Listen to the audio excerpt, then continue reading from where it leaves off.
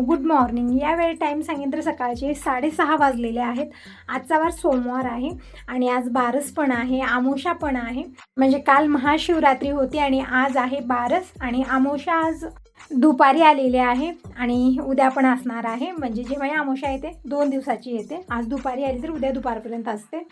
तर आतमधली सगळी कामं माझी झालेली आहेत. फक्त राहिलेलं होतं बाहेरचं. म्हणजे सकाळी सकाळी काही दिसत नव्हतं. लवकर उठते मी. तुम्ही विचारते असता की ताई तू किती वाजता उठते?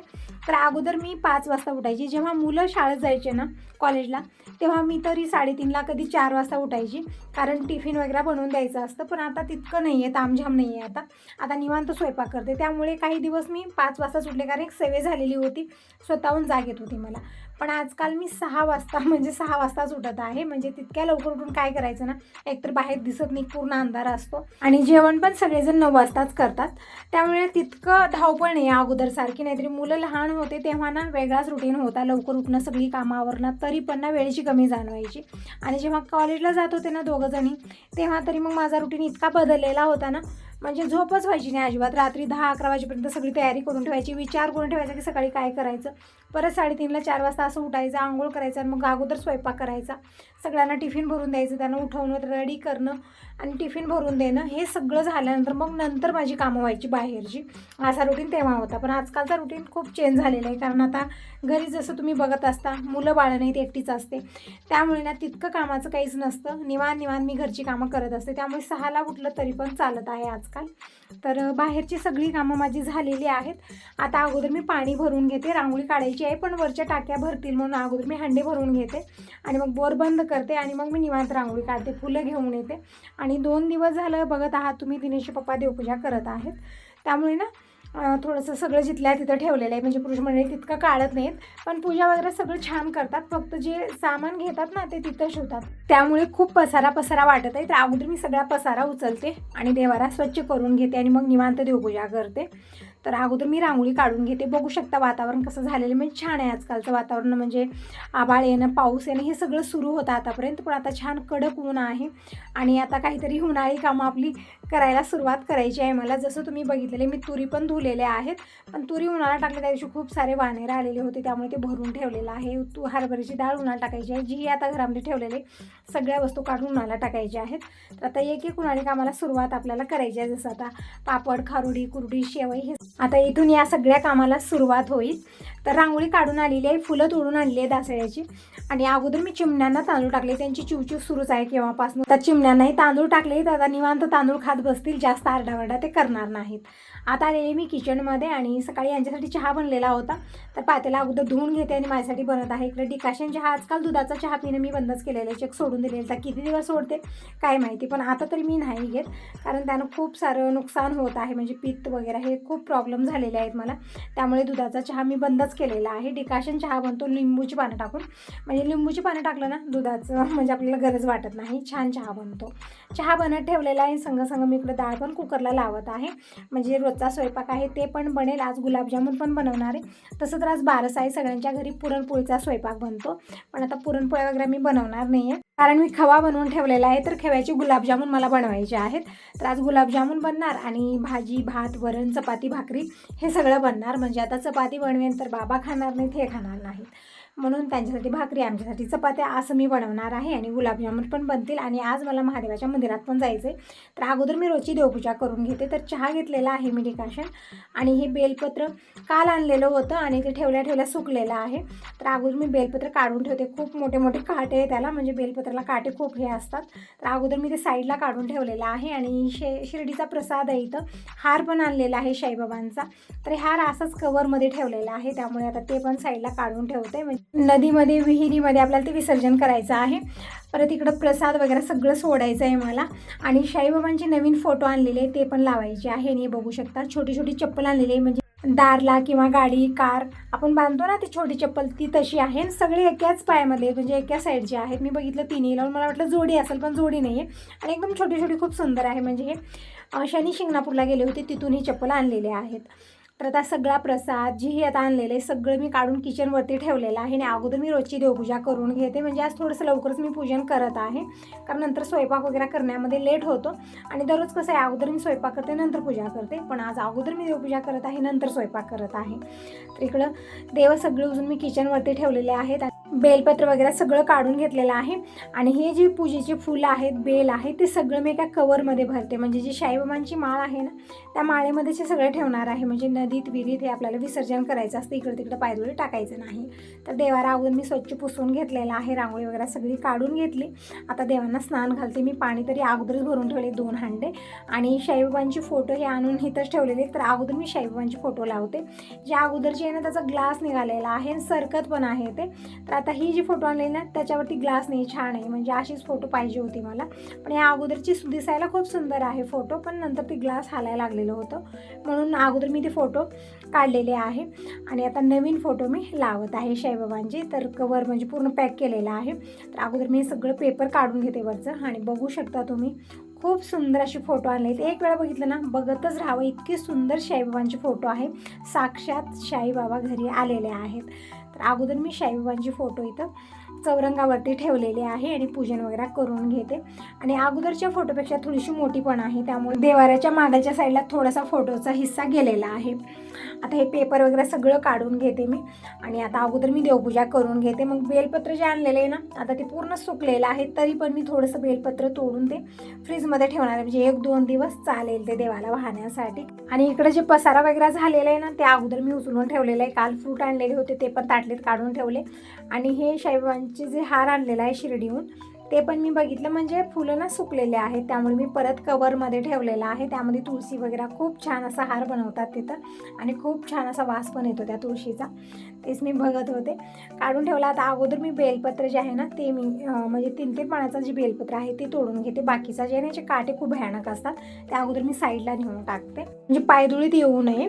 आणि इकडं कुकरला मी डाळ लावलेली आहे, तर तिकडं डाळ पण शिजत आहे. संग कामं होत आहेत, असं नाही की आता निवांत मी करेन, कारण वेळ नंतर खूप होणार आहे. मला गुलाबजामुन पण बनवायचे आहेत आणि महादेवाच्या मंदिरात पण जायचं आहे. आणि मी दिनेश पप्पांचा वेट करत आहे, म्हणजे ते आल्यानंतर 2 जण आम्ही जाणार आहोत. तर इकडं बेलपत्र मी सगळं तोडून घेतलेलं आहे. आणि जे हे काटे वगैरे होते ते सगळे मी अगोदर बाहेर नेऊन साईडला ठेवले, म्हणजे पायदुळीत वगैरे टाकलेलं नाही. आता इकडे मी घेतलेली आहे भैया पावडर लावून छान देवांना घासून स्नान घालणार आहे. महादेवाची पिंडी खूप जास्त गंध लावलेली आहे दिनेश पप्पांनी, म्हणजे 2 दिवस तेच पूजा केली, त्यामुळे ना गंधानं भरून टाकले पूर्णपणे.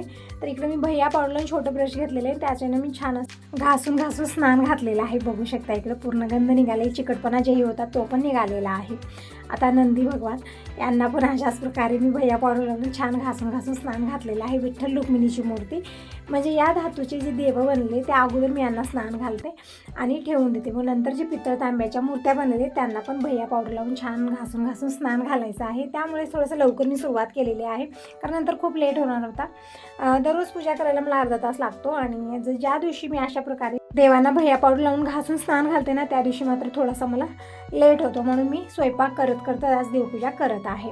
तर इकडे बघू शकता देवांना एकदम सोन्यासारखी चमक आलेली आहे. तर आता स्नान घालते आणि कॉटनच्या कपड्यानं पूर्ण पाणी पुसायचं आहे, म्हणजे नंतर पाण्याचे डाग पडणार नाहीत.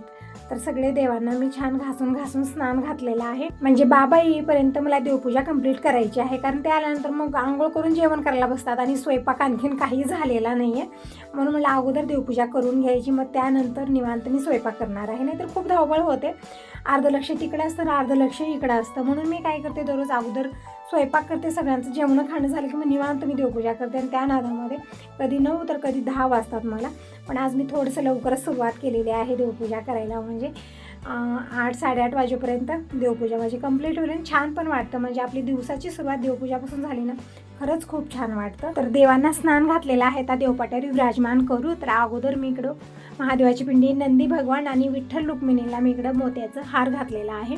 आणि अगोदर मी देवाला ती विराजमान केलेला आहे. त्या सगळ्या मूर्त्यांना अगोदर मी हळदी कुंकू चंदन वाहून घेते, म्हणजे एक वेळा देवाऱ्यात ठेवलं की नंतर हळदी कुंकू व्यवस्थित लावता येत नाही, मूर्त्या पडायला लागतात. म्हणून मी अगोदरच अशा प्रकारे हळदी कुंकू चंदन लावून घेते आणि मग नंतर देवाऱ्यात विराजमान करते. मोठ्या मूर्त्या मागच्या साईडला, छोट्या मूर्त्या पुढच्या साईडला, अशा प्रकारे मी देवाची स्थापना करते. तर इकडे बघू शकता सगळ्या देवांना हळदी कुंकू चंदन मी अगोदर लावून घेतलं, आता देवाऱ्यात विराजमान करत आहे. एकदम सोन्यासारखी चमक आलेली आहे. असं वाटत आहे की आज देवा वाऱ्याकडेच बघत राहावं इतकं सुंदर आज देव दिसत आहे. आणि अन्नपूर्णा आणि कासव मी तांदळात ठेवलेले आहेत, म्हणजे कासव पाण्यात ठेवलं जातं पण मी तांदळात ठेवते. आणि इकडं हळदी कुंकू चंदन मी सगळ्यांना वाहिलेलं आहे. आता दीप प्रज्वलित करून घेऊ आणि साईबाबांच्या फोटोची पूजा करून घेतली, गंध लावलेला आहे. आणि इकडं तेल वाती हे पण मी घेतलं. आणि इकडं वरण पण मी संग बनवलेलं आहे, वरणाला एक उकळी आलेली आहे, भात बनत ठेवलेला आहे, म्हणजे तिकडं स्वयंपाकी होत आहे, इकडे देवपूजाही होत आहे. म्हणजे आज लेट झालेलं आहे त्यामुळे ना मी संग कामं करत आहे, म्हणजे पूजा करत बसले तर स्वयंपाकाला लेट होणार आहे. आणि बाबांचंही आता झालेलंच आहे, तर थोड्या वेळात ते जेवण करायला बसतील, त्यामुळे म्हणलं आता तेही करूया आणि हेही करूया. थोडीशी धावपळ झाली पण काही हरकत नाही, सगळं काम माझं व्यवस्थित झालं आणि वेळेत झालेलं आहे. दिनेशचे पप्पा येईपर्यंत मला सगळं कंप्लीट करायचं आहे आणि मंदिरात जायचं आहे. तर इकडं फुलं आणलेली आहेत आणि अगोदर मी देवांना फुलं वाहिली. आणि छान असे कलरफुल फुलं आहेत, बघू शकता. सदाफुली तर आहे, ते तर मला खूप आवडते. स्वास्तिकची फुलं, जास्वंदीची फुलं, तुळशीची पानं, मंजुळा हे पण मी आणलेलं आहे. देवांना वाहिलं, रांगोळी काढून घेतलेली आहे छान अशी कलरफुल, दीप प्रज्वलित केला, धूप लावलेली आहे, धूप वाळून घेतली, घंटा वाजून देवाचे मनोभावे दर्शन करून घेतले. देवपूजा झालेली आहे, आता उंबरा पूजन करून घेऊ. तर उंबऱ्याला अगोदर मी धुवून घेतले, हळदीचं लेपन पण करू शकता, पण मी फक्त पाण्यानं धुलेलं आहे. आणि आता उंबऱ्याची पूजा करून घेऊ, फूल वाहून घेऊ आणि तुळशी पूजनही करून घेते. तर बघू शकता वातावरण छान असं ऊन आलेलं आहे, चिमण्याची चिवचिव सुरूच आहे. म्हणजे तांदूळ जे टाकलेले होते संपवलेले चिमण्याने, आता आणखीन तांदूळ टाकते, म्हणजे खूप सारे येतात. पण मी जेव्हा व्हिडिओ बनवते ना सगळे पळून जातात, खूप छान वाटतं. म्हणजे अगोदर त्यांची चिवचिव सुरू असते आणि जसं मी तांदूळ टाकले ना सगळेजण येतात, म्हणजे सगळ्यांना बोलून आणतात ते चिमण्या आणि पूर्ण पोर्समध्ये भरून बसतात आणि चिवचिव त्यांची मिटिंगही सुरू असते आणि इकडं खाणंही सुरू असतं. खूप छान वाटतं त्यांना बघून. तर इकडं तुळशीपूजन उंबरापूजन झालेलं आहे, पूजा झालेली आहे. आता जायचं आहे मला मंदिरात आणि संग मी भाजी पण बनवली. आज तितकं शेअर केलेलं नाही, वरण भात भाजी सगळं बनलं. आणि इकडे मी अभिषेक करण्यासाठी महादेवाचं तीर्थ बनवून घेत आहे. कच्चं दूध घेतलेलं आहे, दही घेतलेलं आहे, मवाळाचं मध, तूप, साखर. तर हे तीर्थ बनवून घेतलं, तांदूळ घेतले, बेलपत्र, फुलं, पाणी आणि तुपाचा दिवा हे सगळं मी काढून ठेवलेलं आहे. दिनेश पप्पाचा वेट करत आहे, ते आल्यानंतर आम्ही अगोदर महादेवाच्या मंदिरात जाऊन येणार आहोत.